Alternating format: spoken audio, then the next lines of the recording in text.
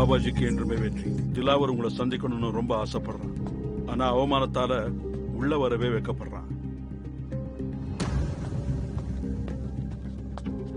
பாபாஜி வாழ்க. என்ன காரணத்துக்காக வந்த? பாபாஜிக்கு தெரியாதது எதுவுமே இல்ல. பிராயச்சித்தம் பண்றதுக்காக வந்திருக்கேன்.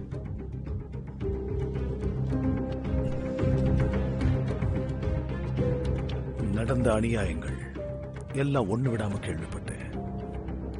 ஆனா திரும்பி வர பாதைக்கு நீயே தடைகளை ஏற்படுத்திட்டு தான் போயிருக்க. பாபாஜி, ஒருவேளை நீங்களே ஹுக்கும் சிங் கிட்ட பேசி பார்த்தீங்கன்னா. சரி, பார்க்கலாம். பொறுத்திருந்து பார்க்கலாம்.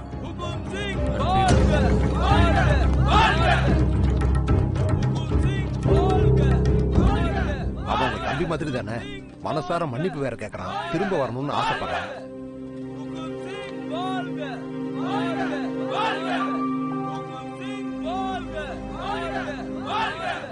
இவன் போனாதானே திரும்பி வர்றதுக்கு. நம்மளெல்லாம் விட்டு இவன் போன மாதிரி எனக்கு தோணவே இல்லையே. நான் வழி மாறி போயிட்டேன். இப்பதான் எல்லாத்தையும் புரிஞ்சுக்கிட்டேன்.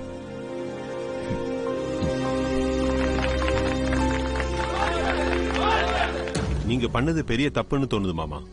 1-2 சீட்டை கொடுத்து திலாவரை நம்ம பக்கத்திலே வச்சிருந்திருக்கலாம். இப்ப ஹுக்கும் கிட்ட போயிட்டான் பாத்தீங்களா? அவங்க 2 பேரும் இணைஞ்சதுல கண்டிப்பா பாபாவோட பங்கு இருக்கு. புரியுது. இப்ப கொஞ்ச நாளா அந்த போப்பாவும் ரொம்ப ஆடிக்கிட்டு தான் இருக்கான். ரிப்போர்ட் கிடைச்சிருக்கு, ஆசிரமத்தோட ஆளுங்க ஹுக்கும் சிங்காக ஓட்டு கேக்குறாங்களாம்.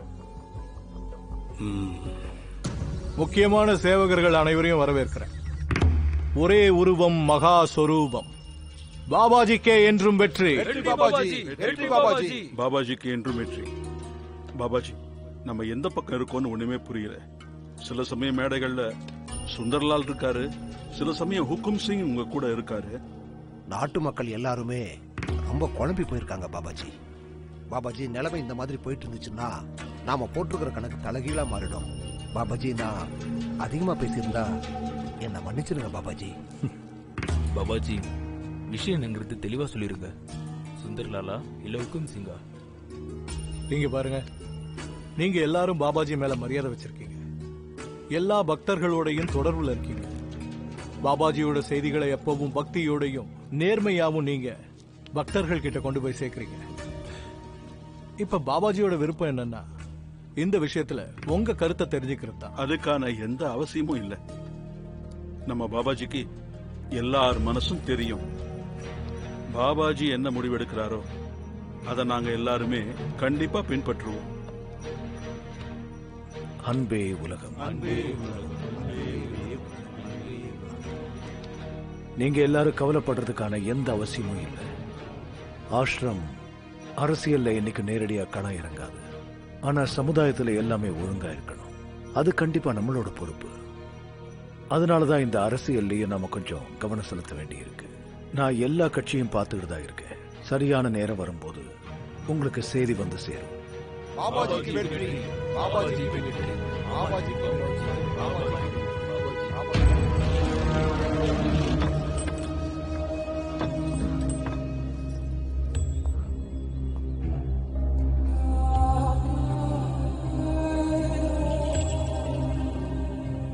பாமி,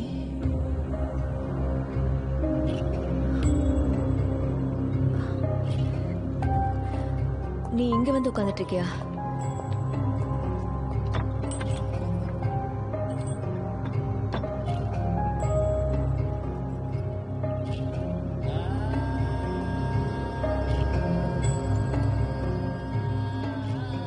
எழுந்துரு, எழுந்துருன்னு சொல்றேன். இன்னும் எத்தனை நாளைக்கு இந்த இருட்டிலே இருக்க போற? நடந்த எல்லாத்தையும் மறந்துட்டு புது வாழ்க்கை ஆரம்பி. எப்படி? எல்லாத்தையும் மறக்கிற மாதிரி நான் என்னதான் பண்றது? அதுவும் இல்லாம உங்களுக்கு எல்லா விஷயமும் தெரிஞ்சிருந்தும் ஒரு தடவை கூட என்கிட்ட சொல்லணும்னு தோணல. அப்ப நான் என்ன சொல்லணும்னு நினைக்கிறேன்? எப்படிப்பட்ட கொடூரமான அரக்கனை நீ கடவுளா நினைச்சுக்கிட்டு இருந்தியோ, அவன் தான் உன்னை இத்தனை நாள் ரேப் பண்ணான்னு சொல்லுவா. ஒருவேளை நான் சொல்லியிருந்தா மட்டும் நீ நம்பியிருப்பியா என்ன? சொல்லு. இன்னும் வேற என்ன நான் சொல்லிருக்கணும்?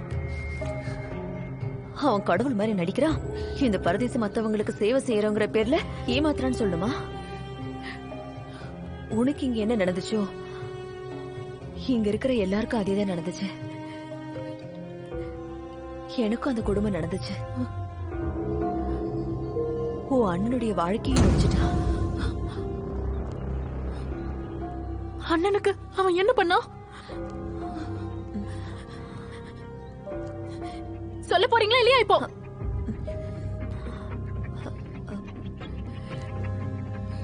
உன் அண்ணனால என்னைக்குமே அப்பாவாக முடியாது. சுத்தப்படுத்துறேன்னு சொல்லி அவருக்கு ஆபரேஷன் பண்ணி அவருடைய ஆண்மையை அழிச்சிட்டாங்க.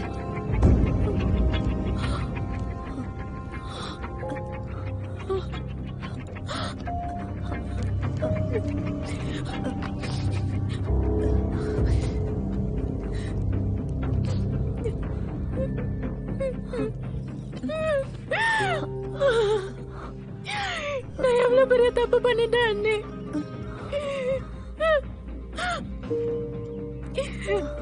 என்னோட மூடத்தனமான நம்பிக்கை இப்ப எல்லாரையும் எங்க கொண்டு வந்து நிறுத்திச்சு பாத்தீங்களா? என்னால எல்லாரும் அழிஞ்சிட்டாங்க. எல்லாரோட வாழ்க்கையும் நாசமா போச்சு. இது எல்லாத்துக்கும் நான் மட்டும்தான் காரணம். நான் தான் அண்ணி காரணம். இல்ல இல்ல இல்ல, நீ தேவையில்லாம மனசு போட்டு குழப்பிக்காத. நீ காரணம் இல்ல. உன்னை நீயே குறை சொல்லிக்காத. நம்ம தலையெழுத்துதான் நம்மள இங்க கொண்டு வந்திருக்கு. நீ எந்த தப்புமே பண்ணலமா, புரியுதா? உன் தப்பு எதுவுமே இல்லை.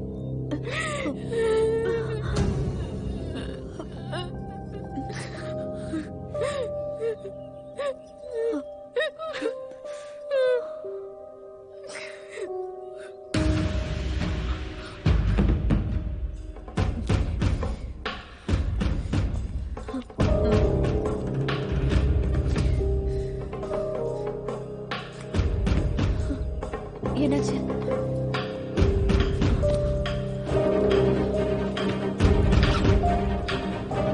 பமி, நீ என்ன பண்ற?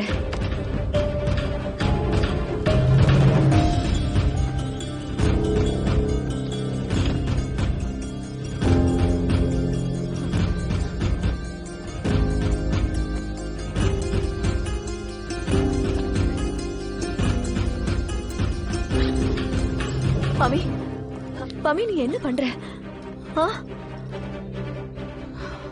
எனக்கு விளையாடணும். என் தலையெழுத்த மாத்தி எழுத போறேன்.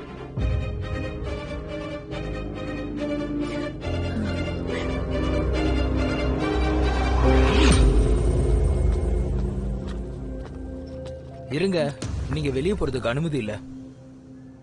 அனுமதி இல்லனா என்ன அர்த்தம்? ஆர்டர் இல்ல.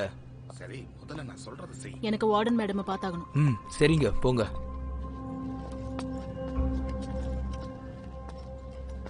அந்த பிரியா ரொம்ப தொல்லை பண்றா. எனக்கு ரூம் சேஞ்ச் பண்ணி கொடுங்க. அப்புறமா பேசிக்கலாம், போ. சரிங்க. எனக்கு வெளியே போறதுக்கு அனுமதி இல்லன்னு கார்ட் சொல்றான். ஆமா, போக கூடாது. நீ வெளியே போறதுக்கு உனக்கு அனுமதி கிடையாது.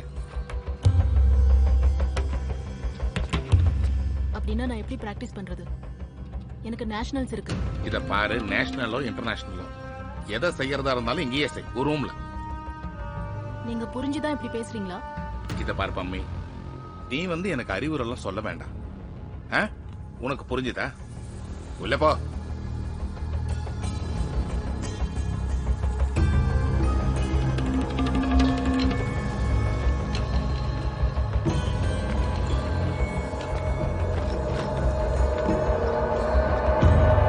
அன்பே உலகம், அன்பே உலகம்.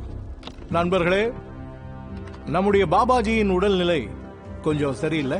அதனால மாதவ் நகர்ல நடக்க வேண்டிய கான்சர்ட் கேன்சல் ஆயிடுச்சு.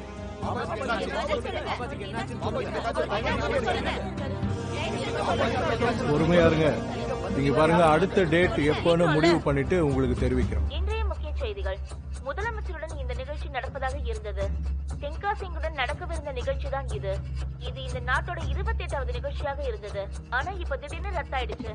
நான் உங்ககிட்ட ஏற்கனவே சொன்னேன்ல, இந்த பாபாவோட மனசுக்குள்ள என்ன இருக்கிறதுங்கிறத தெரிஞ்சுக்கிறது ரொம்ப கஷ்டம். இந்த நிகழ்ச்சி தற்பொழுது இனிமே இவன் கூட நேரடியா பேசுறதா நல்லதுன்னு தோணுது. நீங்க சொல்றது சரிதான். சார் இதுல ஏதாவது அரசியல் இல்ல அந்த மாதிரி எல்லாம் எதுவுமே இல்ல.